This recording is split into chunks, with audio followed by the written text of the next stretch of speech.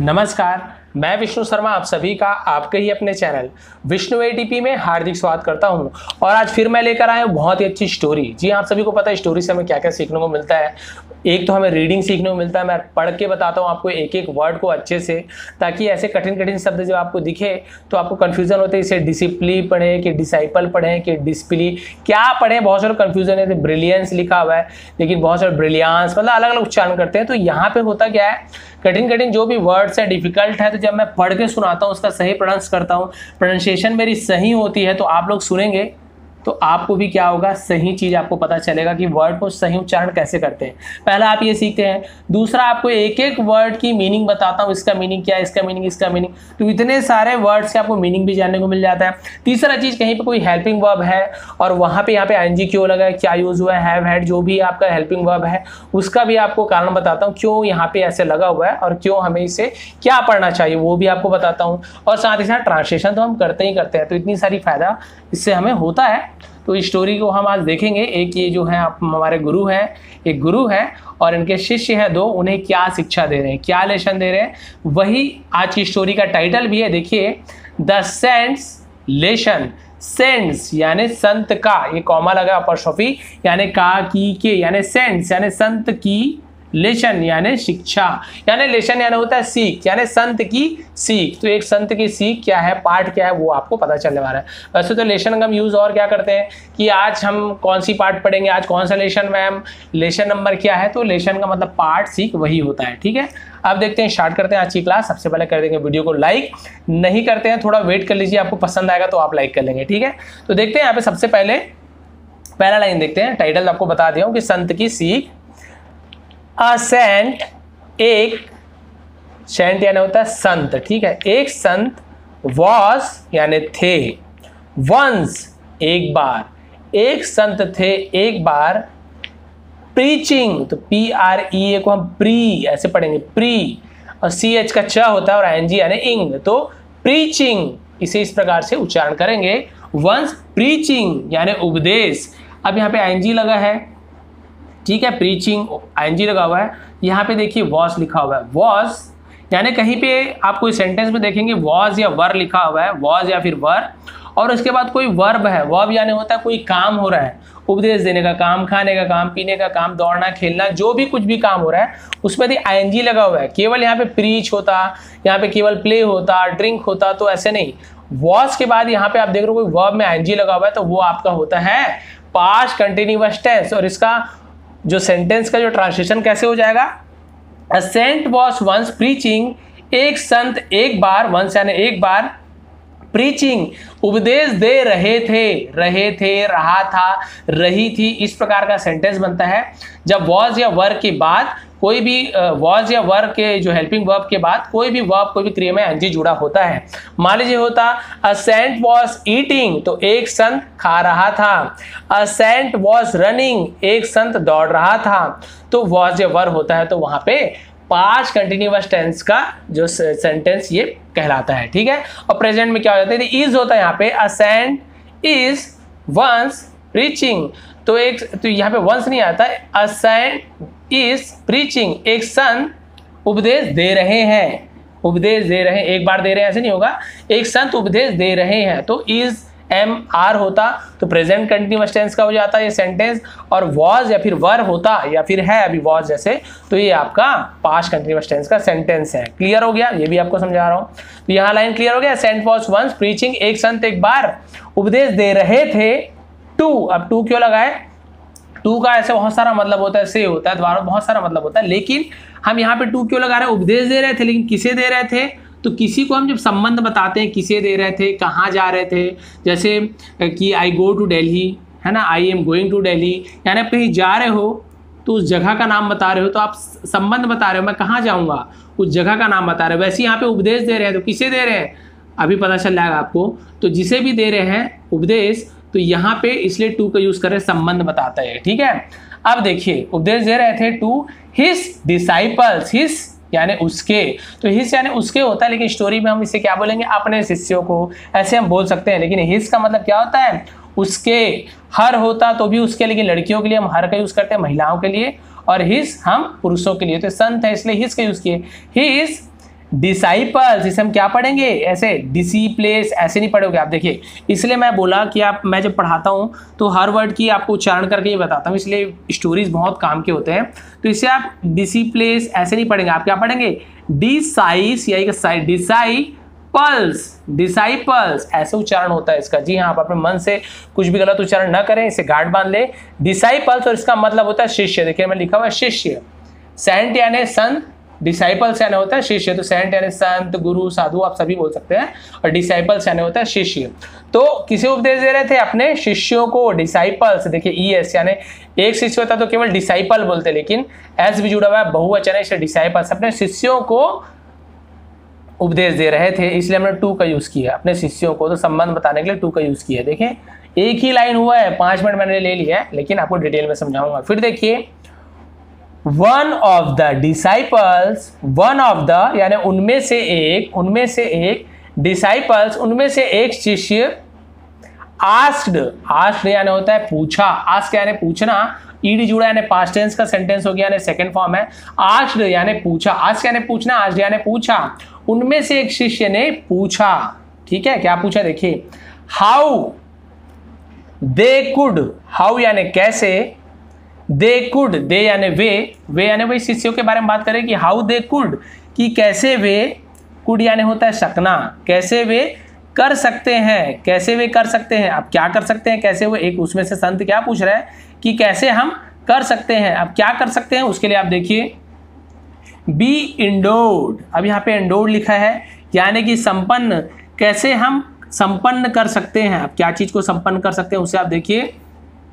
With the brilliance, with यानी साथ में, ब्रिलियंस यानी प्रतिभा के साथ, हम प्रतिभा के साथ में, ऑफ क्रिएटिविटी, देखिए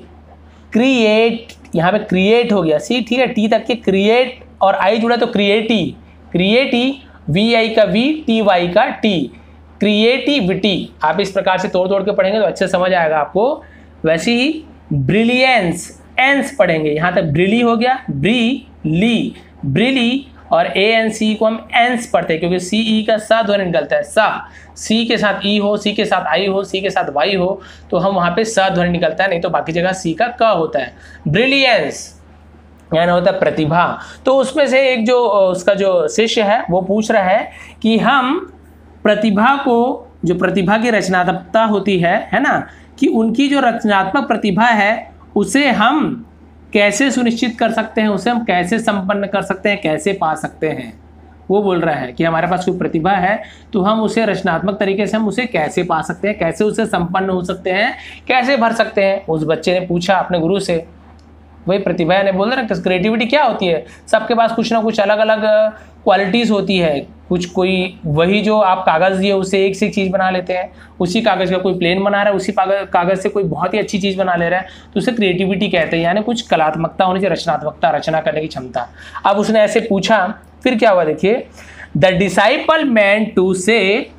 से यानी कहने का मतलब था, शिष्य के कहने का मतलब था, कुड एनी टास्क, कुड यानी शकना, कैन का कुड हो गया, कुड यानी शकना, क्या कर सकते हैं वो, एनी टास्क यानी कोई भी कार्य, टास्क यानी होता है कोई भी कार्य जो उसे दे,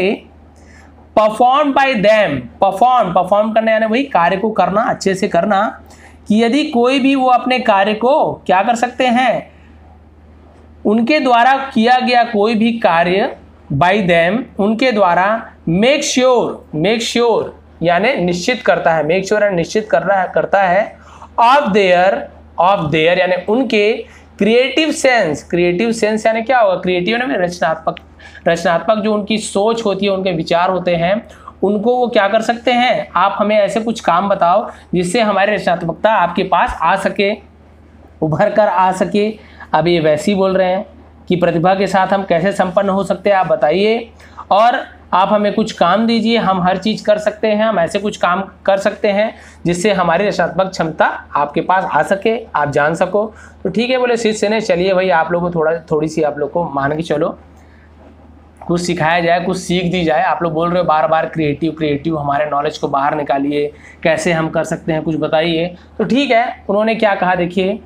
देयर अपॉन अब देयर अपॉन के बाद क्या होता है, उसके बाद, तत्पश्चात ऐसे बोलते हैं ना, वही होता है there upon. There upon, U का अध्वनि निकलता है, अपॉन, देयर उपॉन ऐसे नहीं पढ़ेंगे, देयर अपॉन तत्पश्चात या फिर उसके बाद, द सेंट संत ने प्रोवाइडेड, प्रोवाइड करना यानी क्या होता है, प्रोवाइड करना यानी किसी को उपलब्ध कराना, उपलब्ध कराया, यानी हम साधारण भाषा बोले तो दे दिया उन्हें, इस चीज को दे देना, कोई चीज मांग रहा है उसे दे देना, उसे प्रोवाइडेड बोलते हैं। लेकिन सही इसका मतलब क्या होता है, उपलब्ध कराया, प्रोवाइड यानी उपलब्ध कराना, लेकिन ईडी यानी पास्ट टेंस है, प्रोवाइडेड, उपलब्ध कराया, शिव, शिव, शिव, सॉरी शिव है, शिव नहीं है, शिव, वो जो शिव है एसएच से शुरू होता है, श और स दोनों में अंतर होता है, स सरोता का स, शक्कर का श, तो दोनों में अंतर होता है। तो यहाँ पे एस लिखा तो स, शिव, शिव यानी होता है छलनी, उन्होंने उन्हें एक छलनी उपलब्ध कराई यानी छलनी दे दी, टू हिज डिसाइपल, फिर वही बोला, पता किसे दे दी, टू, तो संबंध बता रहा है, हिज डिसाइपल, अपने शिष्यों को एक छलनी दे दी, एंड सेड, और कहा, टू फिल, टू फिल यानी भरने को, क्या करने को कहा तो भी टू बता रहा है, फिल वाटर यानी पानी भरने को, फिल यानी भरना, वाटर यानी पानी भरने को। अब यहां तक कर लेता हूं, इन द सिव, इन यानी में, द सिव यानी छलनी में। क्लियर हो गया, कोई चीज यहाँ पे परेशानी नहीं हुई कि उन्होंने उन्हें अपने शिष्यों को छलनी उपलब्ध कराई और कहा कि छलनी को पानी से भर दो, यानी छलनी में, इन लिखा है तो में, छलनी में पानी भर दो। द डिसाइपल्स, अब बार बार इसे नहीं पढ़ूंगा क्योंकि आप सभी जान गए इसका मतलब, डिसाइपल्स शिष्यों ने क्या किया, after making, after making, after यानी के बाद, मेकिंग, मेकिंग यानी बनाना होता है या फिर करने के बाद, क्या करने के बाद, न्यूमेरियस, न्यूमेरियस यहाँ पे लिखा हुआ है न्यूमेरस, हम इसे ऐसे पढ़ते हैं न्यूमेरस, ऐसे पढ़ते हैं न्यूमेरस, न्यूमेरस यानी होता है बहुत नंबर के बाद, यानी बार बार, बहुत बार, उसे हम न्यूमेरस कहते हैं, यानी इसे अंकों में कहते हैं न्यूमेरिकल बोलते हैं नंबर, वैसे न्यूमेरस मतलब होता है बहुत बार। बहुत बार क्या किया, अटेम्प्ट्स, अटेम्प्ट्स करना यानी उस कार्य को अटेम्प्ट करना, उस कार्य को करके देखना, बार बार वो कार्य को वो क्या किए, प्रयास किए, अटेम्प्ट्स करना यानी होता है प्रयास करना, ये काम अटेम्प्ट तो करो, प्रयास तो करो, अटेम्प्ट किया। उसके बाद क्या हुआ देखिए, हेल्ड, हेल्ड यानी होता है पकड़ना, देखिए लिखा हेल्ड यानी पकड़ा, क्या पकड़ा, देयर हेड्स, देयर यानी उनके, हेड्स यानी सिरों को, तो अब यहाँ पे इसका क्या मतलब होगा, उन्होंने अपने सिरों को पकड़ लिया, इन डिस्पेयर, यहाँ पे डिस्पेयर, डिस्पेयर यानी होता है निराशा, डिसअपियर मतलब, डिस्पेयर यानी क्या होता है, निराशा में उन्होंने अपने सिर पकड़ ली, कि छलनी तो पानी में भरेगा ही नहीं भाई, हम पानी से छलनी को भर ही नहीं सकते, और गुरुजी ने कहा है हमारे संत ने कि छलनी को पानी से भर दो, और हम बोल रहे क्रिएटिव नॉलेज है हमारे पास बहुत, बताइए काम दीजिए, ये तो हमारे यहाँ पे तो बहुत ज़्यादा हमारी बेइज्जती हो रही है। फिर क्या हुआ देखिए, दे वर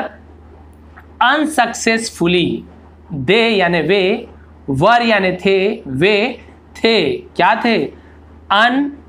अनसक्सेसफुली, अनसक्सेसफुली, स यहाँ पे एस सी का स बोला था ना मैंने, सक्सेस, यहाँ तक सक्सेस हो गया, फुल, अनसक्सेसफुल लिखा हुआ सॉरी, तो यहाँ तक क्लियर, दे वर अनसक्सेसफुल, वे असफल थे, वर यानी थे, अनसक्सेसफुल यानी होता है असफल होना, सक्सेस होना यानी सफल होना, सफल होना आप सभी को पता है ना, कोई भी काम कर पाना उसे सफल बोलते हैं, अनसक्सेसफुल यानी वो काम को नहीं कर पाना उसे अनसक्सेसफुल कहते हैं। बहुत से लोगों को हिंदी नहीं पता है, उर्दू भाषा तो बहुत से लोगों को नहीं पता है, लेकिन कई उर्दू बोलने वाले जो हमारे मुस्लिम भाई बंधु हैं उनको भी, उनकी भी हिंदी बहुत अच्छी होती है, मैंने देखा है कमेंट वगैरह बहुत अच्छे से करते हैं। तो अनसक्सेसफुल इन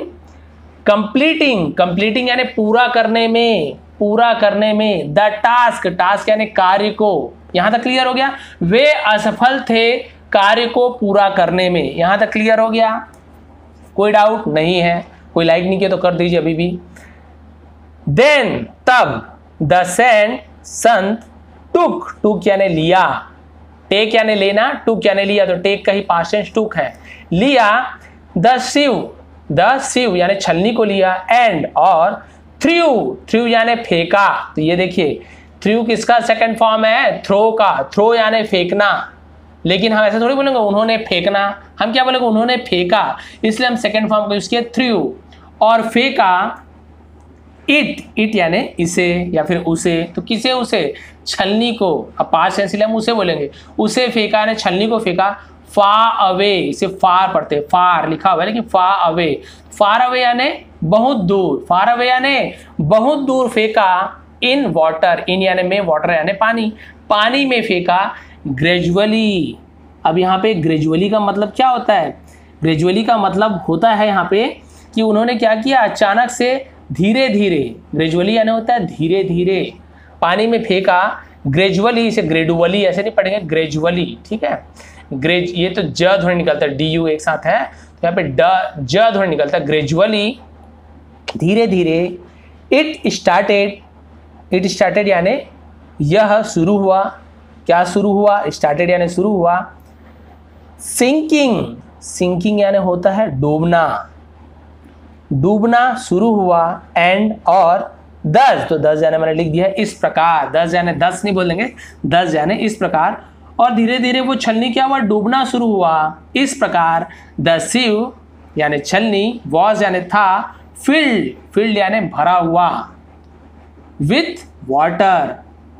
फिल्ड यानी भर गया, विथ वाटर, विथ यानी से, वाटर यानी पानी, विथ यानी साथ भी होता है, से भी होता है, वाटर यानी पानी, तो पानी के साथ भर गया ऐसे नहीं बोलेंगे, पानी से भर गया, तो यहाँ पे सी से मीनिंग निकलेगा। तो क्या हुआ इसका मतलब कि उन्होंने छलनी को बहुत दूर फेंक दिया, किसमें, पानी में, और ग्रेजुअली यानी धीरे धीरे, इट स्टार्टेड वह शुरू हो गया, सिंकिंग डूबना शुरू हो गया, वह छलनी डूबना शुरू हो गया, एंड दस और इस प्रकार the sea was filled with water, और छलनी पानी से भर गया। उन्होंने कहा था कि छलनी में पानी भरो,